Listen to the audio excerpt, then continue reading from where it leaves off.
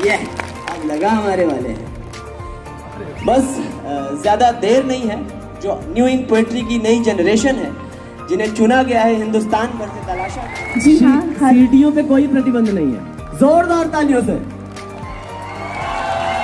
और हमारे बीच आ चुके हैं हर दिल अजीज युवा दिनों की धड़कन, कलम के बाहुबली मनोज मुंतशिर जी, जो कि कुछ ही पलों में स्टेज पर हमारे साथ होंगे और उनकी कुछ कविताएं लेकर, जिन्हें किसी भी इंट्रोडक्शन की जरूरत नहीं है, किसी भी परिचय के मोहताज नहीं है, आपके बीच हाजिर है। और सर मनोज जी के लिए बस इतना ही कहना चाहूंगी कि बूंद बूंद मिलती है तो सागर कहलाता है, बूंद बूंद मिलती है तो सागर कहलाता है, तेज गर्मी जिससे मिले वो सूरज कहलाता है, और पूरा हिंदुस्तान जिसे झुककर सलाम करे वो आप जैसा सिकंदर कहलाता है, आप जैसा सिकंदर कहलाता है। हर दिल अजीज आपके दिलों की धड़कन। मनोज जी बहुत बहुत शुक्रिया। हाँ, मैं अपने घर आया हूँ, सबसे पहले तो मैं ये बता दूं। और सुल्तानपुर ने हर बार की तरह इस बार भी साबित किया कि वो अपने बेटे बेटियों का स्वागत किस धूम से करते हैं। मैंने जब ये बात कही मैं अपने घर आया हूं तो क्यों कही, यही थोड़ी दूर बगल में एक पोस्ट ऑफिस चौराहा है, जानते हैं आप लोग? कितने लोग जानते हैं बताएं कि मैं पोस्ट ऑफिस चौराहे से जब आप दाहिने ले तो एक डॉक्टर कोछड़ का क्लिनिक हुआ करता था किसी जमाने में, अभी है कि नहीं मुझे याद नहीं है, पता नहीं है मुझे, अब नहीं रहा। एक पीपल का पेड़ था जो शायद अभी भी होगा, उसके नीचे जंगी लाल की पान की दुकान हुआ करती थी, और पीपल की पेड़ की उसी गली में पुरानी बाजार मकान नंबर 16 में मेरा पूरा बचपन गुजरा है। मैं इंटरप्ट करूंगा, ये सारी बातें बहुत है, लेकिन इसी सुल्तानपुर में इश्क भी हुआ था। आऊंगा, इश्क पे आऊंगा। देखिए ये कहीं भी घुमाएंगे आप, मोहब्बत पे बने रहिएगा। जोरदार तालियां एक बार, सुनना नहीं चाहते आप? तो बात जहां छोड़ी थी वहीं से शुरू करते हैं। ये तो मुझे घुमा फिरा के हर बार इश्क पे ही लेके आएगा, पता नहीं कौन सी कहानियां सुननी है जो मैंने अब तक नहीं सुनाई है। खैर आएंगे वहां। तो ये जो हिंदी वाला मनोज था साथियों, ये इसलिए था, अब मुझे कहती हैं कि देखो तुम्हारे ऊपर मैंने इतने 1 रुपए खर्च किए हैं कि अब तुम मुझे सॉलिटायर दिलाओ उन 1 रुपयों के बदले, और दिलाना पड़ता है। लेकिन सच ये है कि नीलम मेरी जिंदगी की पहली मोहब्बत नहीं थी, आखिरी मोहब्बत जरूर है। पहली वाली। हाँ, और ये मैं और नीलम बहुत डिग्निटी के साथ, बहुत ग्रेस के साथ एक्सेप्ट करते हैं कि पहली मोहब्बत ना मैं इनकी था ना ये मेरी थी। हम एक दूसरे की आखिरी मोहब्बत बनके बहुत खुश हैं। एक बात मैं जरूर कहूंगा कि लहू और इश्क रंग दोनों का फीका हो नहीं सकता। मेरी आवाज जा रही है साथियों तो दूर तक मुझे पता चलना चाहिए कि यहां सुल्तानपुर में आया हुआ हूं मैं। यही खुर्शीद क्लब था, 1994 की बात है, जमुना भैया हुआ करते थे इसी मंच पे, यही एक मंच था, और मैं बच्चा छोटा सा कहीं दूर खड़ा होकर कोशिश कर रहा था कि मुझे भी कोई स्टेज पे बुला ले। यहाँ के जो बुजुर्ग हैं, यहाँ के जो असातिज़ा हैं, वो इतने शफीक हैं कि मेरा हाथ पकड़ के, जाहिल साहब यहाँ बैठे हुए होंगे, जाहिल सुल्तानपुरी साहब हाथ पकड़ के स्टेज पे लाए। मैं बमुश्किल 2-4 शेर का शायर था, पर मुझे इतने बड़े स्टेज पे खड़ा करके मुझसे शेर पढ़वाए। मोहब्बतों के लिए शुक्रिया जाहिल साहब। पूरी दुनिया में दोस्तों इनामात जीते, मुझे लगता है फिल्मों के जितने अवार्ड होते हैं वो सब मेरे घर के रैक्स पे सजे होंगे, और फिर तो लेना ही छोड़ दिया। ये भी है कि एक हद पे आके ये भी बोल दिया कि अब अवार्ड चाहिए ही नहीं मुझे। लेकिन पहला अवार्ड कहाँ मिला था आप जानते हैं? और ये ट्रिविया है, अगर मेरे जर्नलिस्ट दोस्त यहाँ हैं तो नोट कर लें, आज से पहले मैंने बोला नहीं है। मुझे मेरी जिंदगी का पहला अवार्ड राम नरेश त्रिपाठी सभागार सुल्तानपुर में मिला था, और वो था जायसी पंचशती सम्मान। जब मैं इस सम्मान की बात करता हूं मुझे 2 लोग बहुत याद आते हैं। कमल नयन पांडे जी जो यहाँ बैठे हुए हैं, उन्हीं के दस्तखत से मुझे वो सर्टिफिकेट मिला था। जगदीश पीयूष जी जो अब इस दुनिया में नहीं है, अभी कुछ हफ्तों पहले ही उनका इंतकाल हुआ, उनकी स्मृतियों को हमारा नमन। बस यही सब था, आपने लैस करके तैयार करके मेरे जूते मुझे बांध के मुझे भेज दिया कि जाओ कुछ करके आओ मुंबई में। इश्क की बात होगी, इश्क में जो हादसा हुआ था, मांगा क्या क्या गया था? अच्छा उस तुम्हें इस दिन के लिए मुंबई लेके गया था मैं। अरे कि मतलब मेरी पोल खोलोगे? ये सुल्तानपुर है, अगर इश्क जान गया तो वो भी चीजें तो पता होनी चाहिए ना इनको। चलिए। पहला हादसा क्या था, जानना चाहते नहीं जानना चाहते? ये अरे यार, इश्क में दो ही तरह के हादसे होते हैं। एक हादसा वो है कि जिससे तुम इश्क करो वो तुम्हें ना मिले, दूसरा हादसा ये है जिससे इश्क करो वो मिल जाए। मेरे साथ दोनों हादसे हुए हैं। बहरहाल मैं ये कह रहा था कि लहू और इश्क रंग दोनों का फीका हो नहीं सकता, मैं उसका हो चुका हूं, अब किसी का हो नहीं सकता। जिंदाबाद। लहू और इश्क रंग दोनों का फीका हो नहीं सकता, मैं उसका हो चुका हूं, अब किसी का हो नहीं सकता। नई खुशबू तलाशूं मैं, पुरानी खुशबुएं भूलूं, किसी का होगा ये मेरा तरीका हो नहीं सकता। क्या बात, मैं उसका हो चुका हूं, अब किसी का हो नहीं सकता। भैया चिट्ठियां मांगी थी वो बता दीजिए। आता हूं, उस पे भी आता हूं, ये छोड़ेगा नहीं मुझे। बाहर से तो कब का तुझे रुखसत भी कर चुका, मैं क्या करूं अंदर से मेरे तू नहीं जाती। आ रही है आवाज वहां तक? तो मुझे भी टूटे हुए दिलों के चटकने की आवाज यहां तक आनी चाहिए, तालियों की शक्ल में। बाहर से तो कब का तुझे रुखसत भी कर चुका, मैं क्या करूं अंदर से मेरे तू नहीं जाती। 10 बार धुल चुका हूं मैं वॉशिंग मशीन में, मेरी कमीज से तेरी खुशबू नहीं जाती। क्या बात है। और जिस इश्क की दास्तान ये चाहते हैं कि मैं सुनाऊं और बड़े चटखारे लेके कह रहे हैं ये, मैं क्या बताऊं उस इश्क में कितनी तकलीफ हुई थी, कितना टूटा था, कितना रोया था, कितना बिखरा था। HL स्कूल है यहीं बगल में, थोड़ी दूर HL कोरवा, वहां पहली मोहब्बत हुई। और मोहब्बत के बाद हुआ क्या कि तब तो चिट्ठियों का जमाना था। अच्छा, आप लोगों में से कितने लोग हैं एक हाथ में हैंडल, दूसरी में मोबाइल, दिल रहा दिलवाली में, साइकिल घुस गए नाली में। वाह, तुम भी हो। एक हाथ, ये भी रफीक चाचा हमारे बगल के हैं, फैजाबाद के, अब नहीं रहे, बहुत बड़े शायर, बहुत बड़े कवि, कि एक हाथ में हैंडल, दूसरे में मोबाइल, दिल रहा दिलवाली माँ, साइकिल घुस गए नाली माँ, एक टंगरिया झूल गई, नक्शेबाजी भूल गई। इनमें से भी कईयों की झूली होगी। तो मेरे साथ ये हुआ कि मुझे एक खास मोड़ पे आके मुझे ये कहा गया कि देखो मेरी चिट्ठियां और मेरे फोटोग्राफ्स वापस कर दो क्योंकि मेरे पापा को तुम पसंद नहीं हो। यार नीलम, मैं ऐसा था कि किसी को पसंद ना हूं हैं? इनके पापा को भी नहीं पसंद था, वैसे किसी के पापा को नहीं पसंद था मैं। तो मैंने कहा यार ये बताओ कि तुम में इतना इन्वेस्टमेंट किया मैंने, इतने साल मैंने तुम्हें दिए, तुम्हारे प्यार को दिए, तुम्हारे इश्क को दिए, मेरे वो साल कौन वापस करेगा। और वहां से, उस गुस्से से मेरी पहली नज्म ने जन्म लिया। इसी सुल्तानपुर में मैं वो नज्म आपके साथ बांटता हूं। और मुझे पता है कि आप में से बहुत लोग वो नज्म कई बार सुन चुके होंगे, पूरे देश के बड़े बड़े मंचों पे पढ़ी और सुनी गई है, लेकिन आज ऐसे सुनो जैसे पहली बार सुन रहे हो। सुनोगे यार इतना तेज, जोर से। देखिए, मुझे अगर आप तालियां कम बजाएंगे मुझे कोई शिकायत नहीं है। मैं चाहता था कि ये जो मेरे नए बच्चे हैं द न्यू इन पोएट्री के, आप इनके लिए तालियां बजाएं और आपने जम के बजाई इनके लिए, मैं इससे बहुत खुश हूं। तो मेरा जवाब क्या था जब मुझसे चिट्ठियां मांगी गई? आंखों की चमक, जीने की लहक, सांसों की रवानी वापस दे। गुस्सा है, और गुस्सा है मेरे अंदर।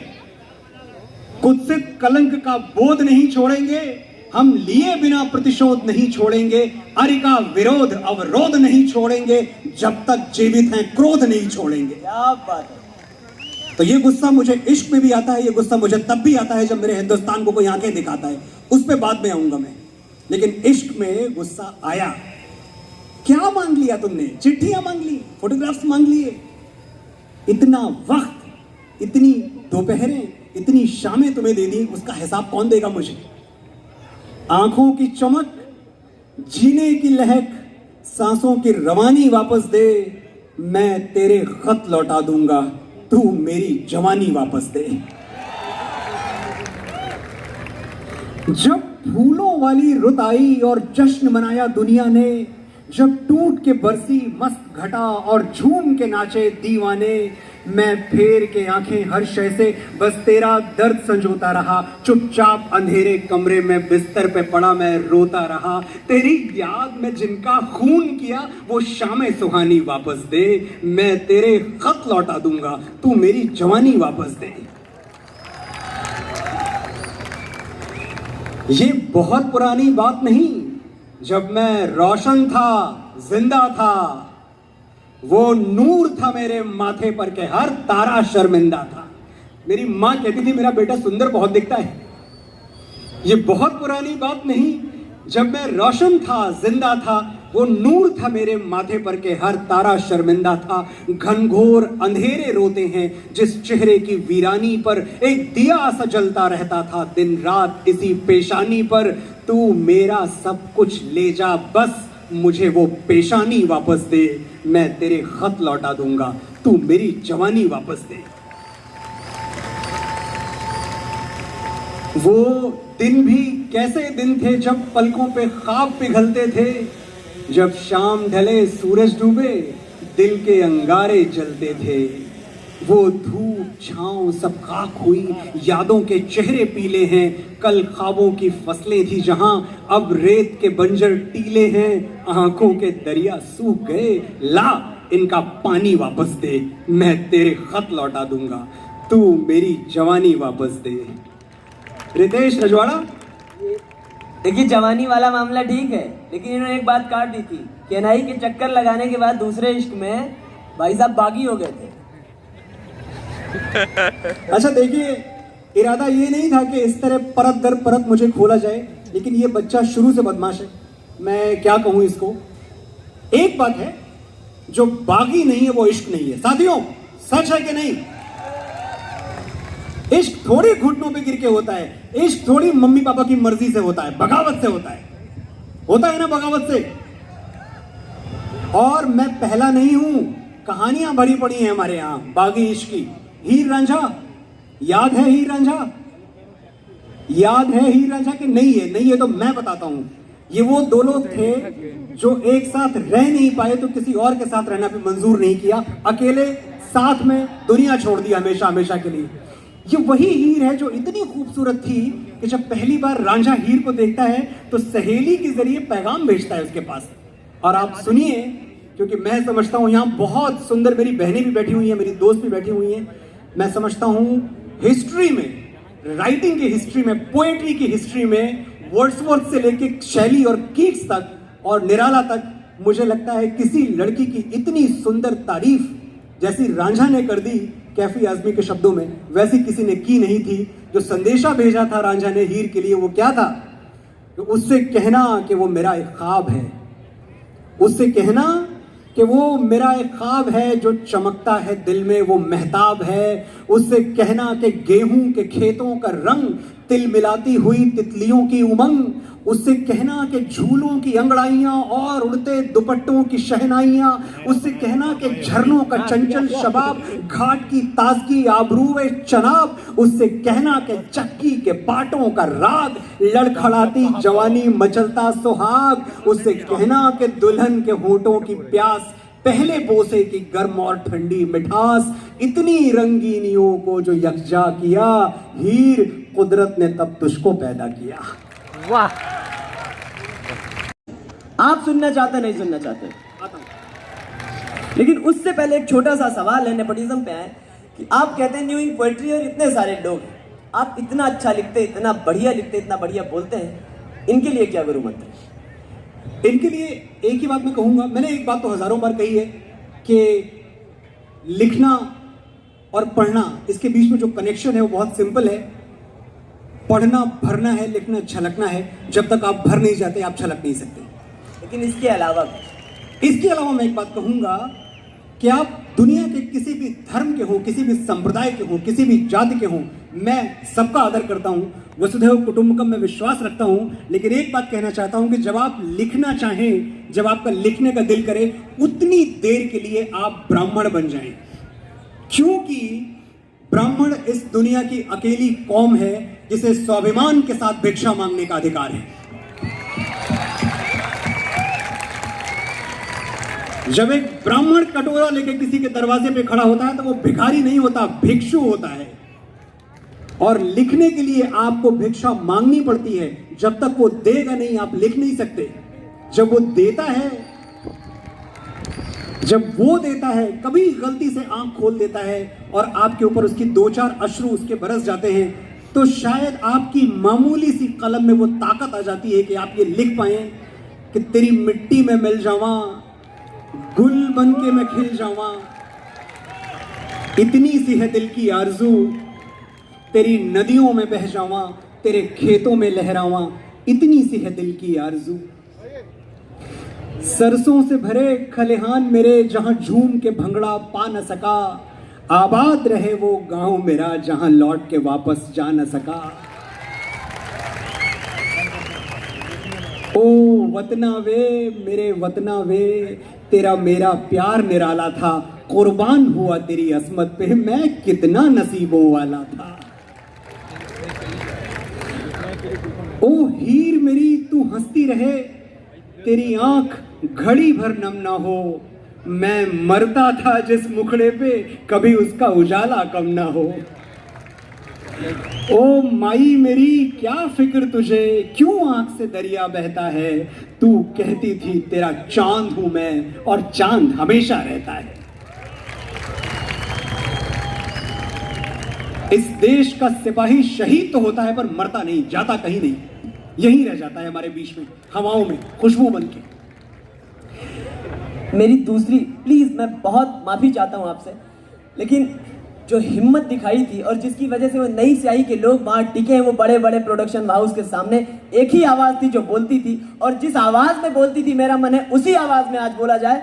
आप अगर कहेंगे तभी होगा, शायद मेरा कहना कम है, मेरी आवाज से आवाज मिला दो यार प्लीज, उसी आवाज में। देखो हम सुल्तानपुर वाले डरते तो हैं नहीं, बहुत कुछ हम में कमियां होंगी, बहुत सारी खामियां खराबियां और होंगी, डरना हम कभी सीख नहीं पाए। और जो लोग हमें नेपोटिज्म के नाम से डराते हैं, बड़े बड़े सरनेम दिखा के और बड़े बड़े अपने नाम के आगे तमगे लगा के, और जो ये चाहते हैं कि ये सुल्तानपुर के लड़के जो यहाँ बैठे हुए हैं ये ट्रेन पकड़ के बंबई ना जाएं, क्योंकि ये चले गए ना तो बंबई हिल जाएगी। एक गया है ना, 2 गए हैं, तुम भी गए हो। हमने देखा है, कोई पहली बार मनोज मुंतशिर ने इतनी हिम्मत दिखाई कि हमने ट्रेन पकड़ ली। आपको भी खाली इतनी हिम्मत दिखानी है, और डरिए मत, कोई नेपोटिज्म आपका कुछ बिगाड़ नहीं सकता। मैं आपकी तरफ से वो नेपोटिज्म के आकाओं को ये बात बोलना चाहता हूं, सुनो, लेकिन ये तब बोलूंगा जब आप हर शब्द पे मेरा साथ देंगे। सुनो, बढ़ के शहर और बढ़ के नाम वालों, अपने बड़प्पन का झुंझुना कहीं और जाके बजाओ। हमारे तेवर से टकरा गया तो टूट जाएगा। हम बकैती पे आ गए ना बाबू, तो नेपोटिज्म का पसीना छूट जाएगा। हम जानते हैं तुम पावर में हो, तुम्हारे खरीदे हुए जौहरी हमको हीरा नहीं पत्थर कहेंगे, हम फिर भी चमक के रहेंगे। तुमने मसनद पे जो मुंसिफ बैठाए हैं वो हमको फनकार नहीं मानेंगे, कलाकार नहीं मानेंगे, अदाकार नहीं मानेंगे, गीतकार नहीं मानेंगे, हम फिर भी हार नहीं मानेंगे। चालू डब्बे में चढ़ के बंबई आएंगे और तुम्हारे हवाई जहाज से डबल ऊंचा उड़ के दिखाएंगे। तुम्हारे हाथ में पावर है, हमारे हाथ में ताकत, दोनों का अंतर समझ लो। पावर वो कुर्सी है जो किसी की सगी नहीं हुई, चाहे कोई जिए या मरे, और ताकत वो बचपन का यार जो यारी में गर्दन कटा दे और उफ तक ना करे। तुम भी यार कमाल हो, शेर के बच्चे को चाबुक दिखाते हो, हमको सरनेम से डराते हो। जब छोटे लाल मास्टर डा से डर पढ़ा रहे थे, हम पेड़ की पुलकी पर चढ़ के आ से अमरूद खा रहे थे। उस क्लास में नहीं बैठे जहां डर का डिक्टेशन बोला गया, वो पानी नहीं पिया जिसमें छोटे बड़े का जहर बोला गया। और बाप के कंधे पे बंदूक रख के तो हमने चिड़िया तक नहीं मारी। बहुत सुन लिया तुमसे, बहुत सुन लिया तुमसे, हमारा बाप ये, हमारा बाप वो। आज हम तुमको अपना शजरा दिखाएंगे। गिनो, आज हम अपने बाप, दादा, परदादा सबका नाम गिनाएंगे। पहले दद्दा का नाम नोट करो, रड़बी, चौकड़ी, चेतक वाले हैं यहां? दौरा गए तो जिले इलाही का खून ठंडा कर दिए, घास की रोटी खा के मुगलिया सल्तनत को डंडा कर दिए। भैया हमारे बड़के 14 साल जंगल जंगल जोगी की सवारी फिरती रही और सिंहासन पे उनकी खड़ाऊ राज करती रही। एक कक्कू भी थे, फूटी आंख से करतब दिखा दिए थे, शब्द भेदी मार के गौरी को गुल्लैया बना दिए थे। और बाबा हमारे बड़के, एक पगलेट राजा ने चुटिया खोल दी तो ऐसा भड़के कि गेम ऑफ थ्रोन्स खेल दिए, पूरा का पूरा मगध अकेले ही ठेल दिए। तो क्या बात है, आवाज वहां से आनी शुरू हुई। अरे 4 काफी हैं कि और गिनवाएं? नोट करते करते नेपोटिज्म की स्याही खत्म हो जाएगी, हमारे बाप दादा की मचाई हुई तबाही खत्म नहीं होगी। तो सुल्तानपुर वालों की तरफ से बॉटम लाइन बोल दे रहे हैं, तुम अपनी खोपड़ी के पीछे उस चमकने वाले। Thank you, thank you, thank you. बहुत बहुत धन्यवाद सुल्तानपुर। एक परंपरा आपने शुरू की थी जिसके लिए आपने कहा था हम माफी चाहते हैं। हमारे बीच में एक बहुत बहुत अदबी व्यक्ति गुजरे हैं अभी, जिनके सानिध्य में ये सुल्तानपुर रहा। मुझे एक थोड़ा सा पानी भेज दें क्योंकि ये बात तो बहुत जरूरी है। मेरे बचपन पे जिन लोगों के बड़े एहसानात हैं, हाँ मैं बस एक बहुत जरूरी पन्ना है ये। बातें आपने सुन ली, जो बातें आपको अच्छी भी लगी होंगी। एक बहुत जरूरी पन्ना है, मैं चाहता हूं कि आप सुने। जरा रितेश खोलना इसको। दीपक सब बढ़िया, कंट्रोल में? अच्छा है। मेरे बचपन पे और मेरे जैसे पता नहीं कितनों के बचपन पे सुल्तानपुर के जो बड़े अदीब हुए हैं, बड़े कवि हुए हैं, बड़े शायर हुए हैं, उनके बड़े एहसानात हैं। हम उनमें से थे जो वाकई बड़ों के कदमों में बैठ के उनकी जूतियां सीधी करके लिखना सीखते थे। एक बहुत बड़ा शायर सुल्तानपुर का, जिसको पूरा हिंदुस्तान जिसका नाम बड़ी इज्जत से लिया करता है, जिसके नाम पे वाकई मजरू सुल्तानपुरी के बाद ऐसा नहीं है कि कोई कहता है मनोज मुंतशिर, मजरू सुल्तानपुरी के बाद जो नाम आता है वो अजमल सुल्तानपुरी का आता है।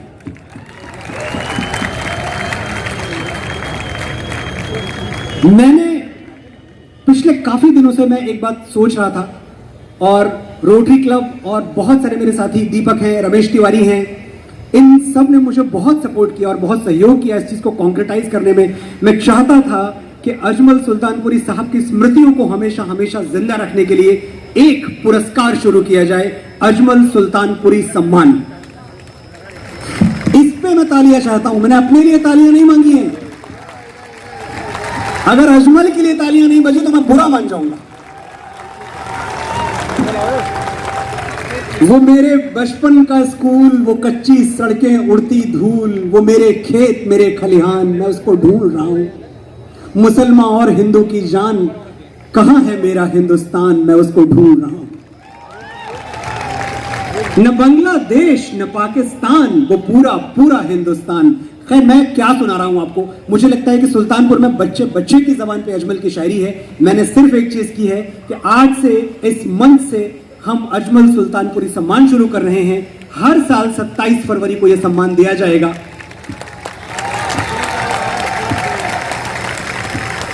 और न्यू इंक पोइट्री जिंदाबाद, बहुत अच्छी बात है, लेकिन ये सम्मान पाने के लिए इन बच्चों को, इन मेरे साथियों को, मेरे छोटे भाइयों को 30-35 साल लिखना पड़ेगा, तब जाके वो इस सम्मान के हकदार होंगे। क्योंकि अजमल सुल्तानपुरी सम्मान हर साल जो भी क्षेत्र के, इलाके के, या आप ये कह लें प्रदेश के, या इवन देश के जो वरिष्ठ लेखक होंगे, एक हमारी कमेटी होगी जो चूज करेगी और वो सम्मान उन्हें दिया जाएगा। इस बार हम ये सम्मान जिनको दे रहे हैं वो मेरे बड़े पसंदीदा बड़े फेवरेट शायर हैं, उनका आप सब उनसे वाकिफ हैं।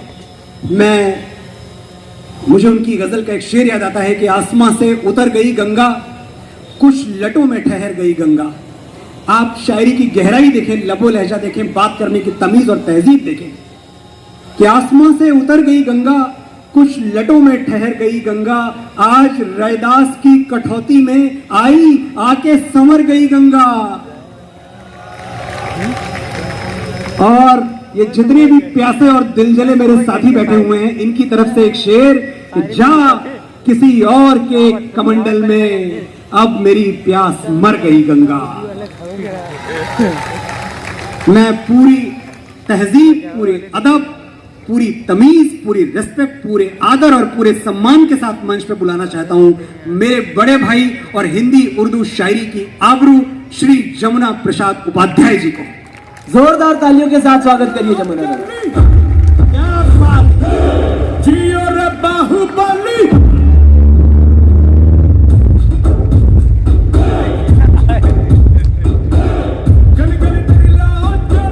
सम्मान रितेश, अब तुम ही संभालोगे, सर से बुलवाओगे। मुझे जो कुछ कहना था उसका एक अंश मैं कह चुका हूं, क्योंकि जमुना भैया, मैं आपको इसी नाम से हमेशा बुलाता रहा हूं। मैं पूरी रात और ऐसी कई रातें आपके बारे में बोलता रह सकता हूं। मुझे याद है शुरुआती दिनों में जब ये मुझे देखते कि ये बच्चा बहुत स्ट्रगल कर रहा है, बहुत परेशान है, कोई मंच पे नहीं ले रहा, कोई मौका नहीं दे रहा, तो मुझे एक शेर कह सुनाते थे अक्सर ये कि हम हैं कि नई पौध लगाने पे लगे हैं, लगाने पे तुले हैं। हम हैं कि नई पौध लगाने पे तुले हैं, बरगद है कि पौधों को पनपने नहीं देते हैं। मैं चाहता हूं आगे जो कुछ भी कहना है आप कहें। आपका सुल्तानपुर अजमल सुल्तानपुरी के हवाले से आपको सुन रहा है। एक बार आपके हाथ से ये मोमेंटो चला जाए। हाँ, एक बार ये मोमेंटो चला जाए, फिर हम सुनते हैं बाबा को। बाबा एक बार आप ये प्लीज स्वीकार करें। हाँ जी।